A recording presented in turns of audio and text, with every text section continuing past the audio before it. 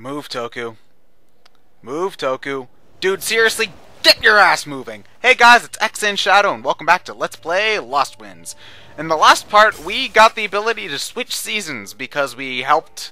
Well, we didn't really help out Sante. Well, we kinda nagged Sante, and she's like, okay, fine, I'll let you do that season swappy thing.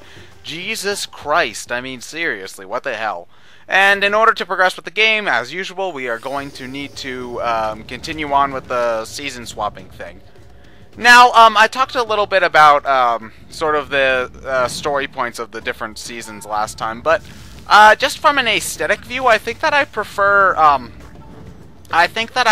the winter look to the summer look. And I think that might have something to do with overexposure, because, well, LostWinds 1 had mostly sort of a springtime look to it, with all of the, you know, like, all of the sort of, flowers blooming in trees and stuff. It's still, summer and, spring have very similar looks when it comes to this sort of thing, so... Maybe it's just that, you know, when you switch to summer, it's the same sort of look you got from LostWinds 1, so... I don't really see that much of a big change between the two, but it's just the winter's not only just a beautiful setting to look at in general, it's also a new setting for this property, so that's why I like it better. But another thing that I think I mentioned in passing before is that I think that LostWinds 1 looks better than LostWinds 2, I should say. Winter of the Melodias, I think, looks better than LostWinds 1, and that's for a couple of reasons. First, and arguably most important reason, is I think that the art design is just generally better, because I noticed the LostWinds 1 has some sort of a blocky art design, and there's not really a whole lot of special to it. Here, especially with the wind, especially with the ice, I think that LostWinds 2 has a much more refined art style. But LostWinds 2, I think also does a better job at looking more distinct overall, because instead of, looking more distinct, I should say having a more distinct and varied visual style overall than LostWinds 1. LostWinds 1 had two basic, visual styles.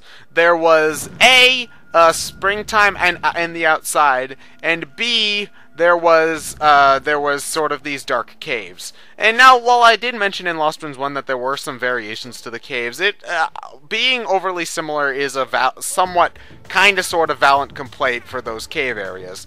And while I still think they look relatively okay, the problem is that you spend all of your time in a cave area or all of your time outside. There's not a whole lot of variation between the two in that game. In this game, it's sort of a similar thing where you're either in a winter area or you're in a summer area. And while there's an area later on that's sort of different, the same principle pretty much applies, where you're either in a summer area or a winter area, and there's not that much variety between the two of them. Except in LostWinds 2, you have the season-changing gimmick, which obviously changes the look of the levels as well as your interaction with them. So you're changing between these two different art styles very frequently. You start off in winter, and then you can change between winter and summer up to 3 or 4 times in the room, depending on the room itself and how complicated the puzzle itself is. So I think that does a lot for making the game just seem a lot more visually interesting. On top of just being fun to play and having better art style in general, you're flipping between two very distinct visual styles, as opposed to just sticking with one and then suddenly cutting to a different one. But every time you cut to a different one, you're stuck for a significant period of time. Here you're pretty much staying, you're pretty much just, you can change the art style very frequently, and it's a lot of fun. And I know that as I say that we've been stuck in the winter setting for a good 5 minutes, but that's pretty much just because we're sort of treading ground that we've already seen before. Anyway, oh look at that, they've got obligatory Deus Ex Machina shrines in this area too. You know, I always kind of find it odd that even though the Melodias set up these shrines, and this is supposedly the area where the Melodias live, there's only a handful of these shrines here, and then there was a whole shit ton of them back on home set. I don't know, just something to think about it. Anyway, here we get pretty much our only new ability in the game, and well, Okay, I should say this is our main new wind maneuver for this game. This is the cyclone. Basically, what you do is you hold down the A and B button, and then you sort of swing around the Wiimote like you're using a lasso or something, and then it'll make a cyclone. The cyclone is useful for a couple of different maneuvers, particularly giving you a boost so that you can reach higher areas, as well as lifting things out of the ground. We'll see further uses of this thing later. There's also another use to the cyclone ability, but we won't see that until it gets upgraded later on, spoiler alert. That's why I only really consider there being one new ability for LostWinds 2, because it's basically just one ability and it gets upgraded. I don't really consider that two abilities. However, when it comes to being an ability itself, I do think the cyclone is a fun enough move to use. You know, it's something simple, its uses are pretty self-explanatory, and it's just a fun move to do. Basically, the two things that you'll use Cyclone for before getting the upgrade to it is, one, reaching higher areas, and two, as it immediately states right here, turning bodies of water into clouds. And then when you turn them into clouds, you can move water from one area to the other, and then you can solve all sorts of different puzzles that way. This is, I think, a much better way to introduce a ability into a game series, as opposed to, I think, how LostWinds 1 handled it, because we've got this one tutorial area right here, where in 2 rooms we learn both basic aspects of this Cyclone ability. And granted, a tutorial screen did have to show up to tell us that we could use Cyclone to make water turn into clouds and all that shit, but that's not necessarily self-evident stuff, so I accept that.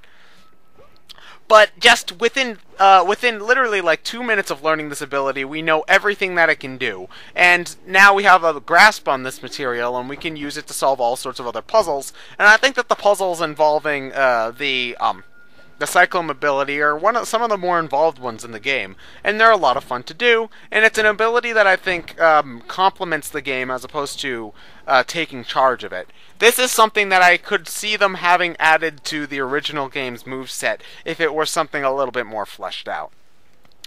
Speaking of, I've been thinking for a long time on whether or not a completely fleshed out LostWinds game would be worth it.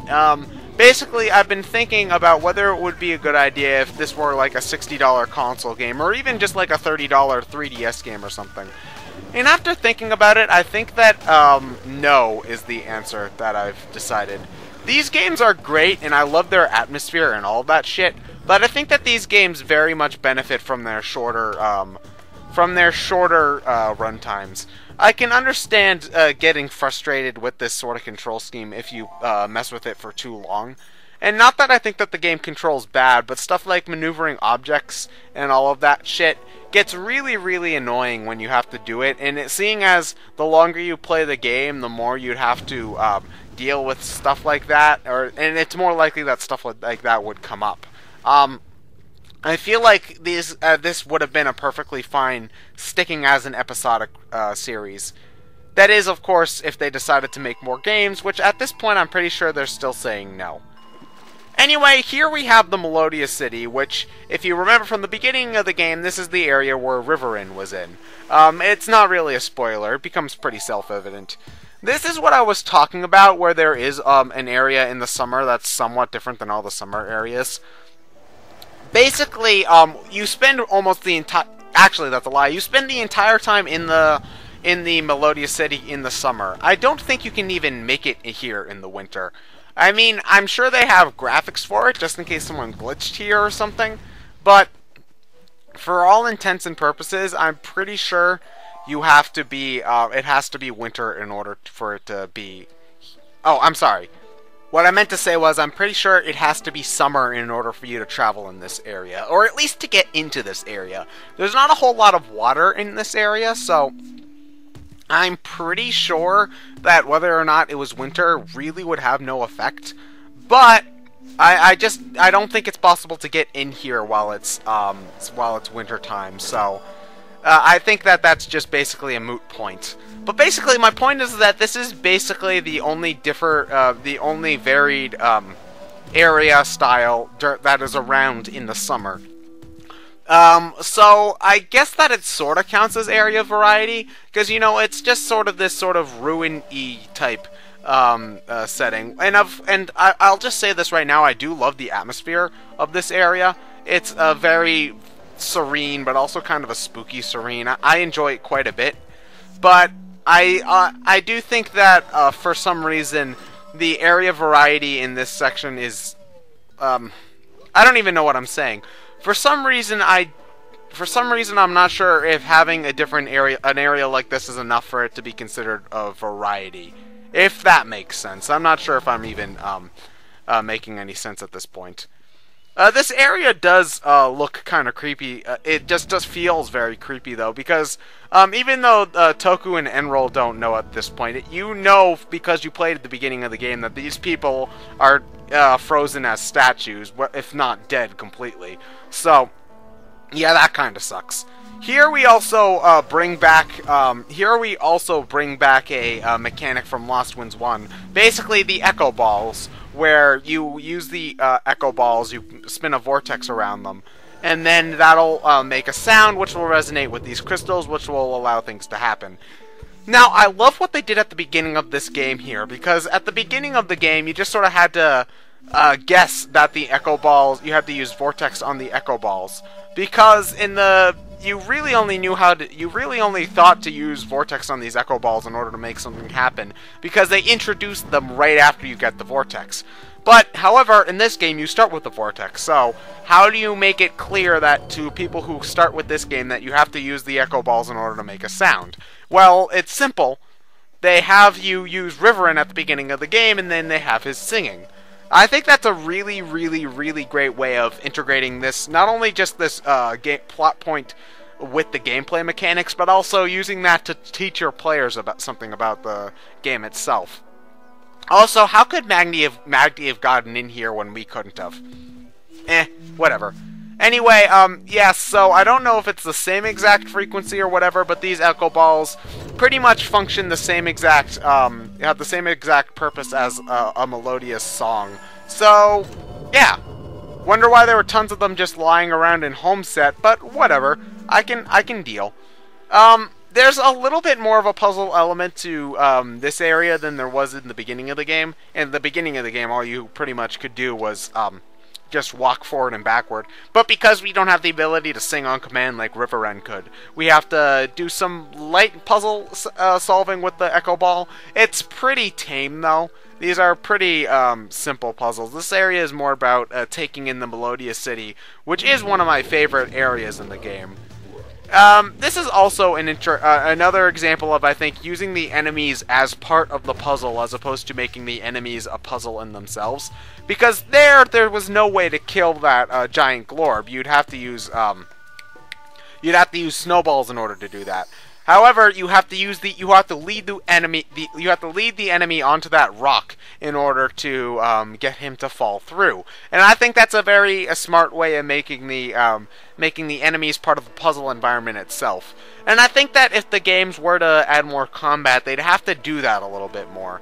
And obviously, that would make thinking of a downside to that, though, that would make backtracking through some areas rather tedious, because if you have to do the same song and dance with a bad guy every single time you want to get from one place to another, that would be kind of annoying. It would sort of ruin the flow that is necessary in order for a Metroidvania.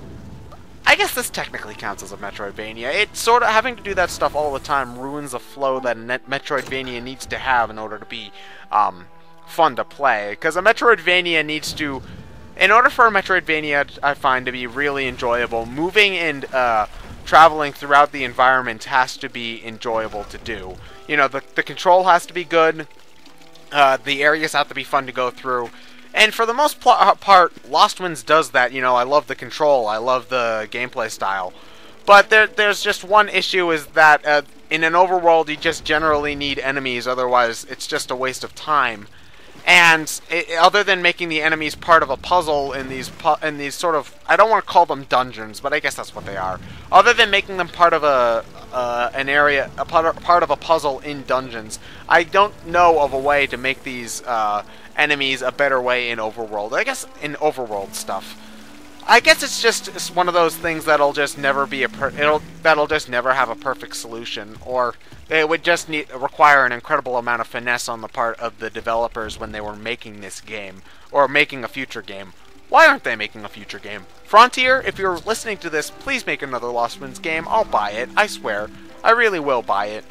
But, yeah, it would just require an awful lot of finesse on the part of the developers, and I'm sure that they have it in them, but it wouldn't be easy, is basically all that I'm trying to say.